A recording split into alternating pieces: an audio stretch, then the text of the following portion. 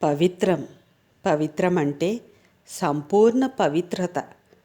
ఆయన పవిత్రుడు మరియు తన భక్తుల యొక్క మనస్సులను పవిత్రంగా చేయువాడు, అనగా స్వచ్ఛముగా చేయువాడు.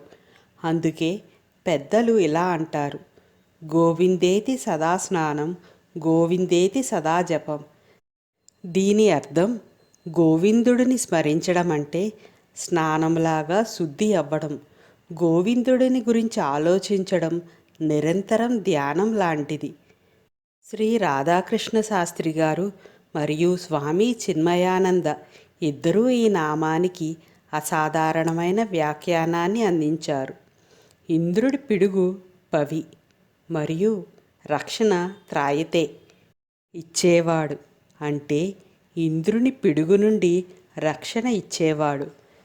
వేదాలలో ఇంద్రుడు మనస్సును సూచిస్తాడని, ఇంద్రియాణం రాజ ఇంద్రః మనస్సు, మరియు మనస్సు యొక్క పిడుగు సాధకుడి అన్ని విజయాలను నాశనం చేయగలదని, మరియు శ్రీ విష్ణువు యొక్క నిరంతర ధ్యానం మాత్రమే అటువంటి పరధ్యానాల నుండి రక్షణను ఇవ్వగలదని స్వామి చిన్మయానంద ఎత్తి చూపారు.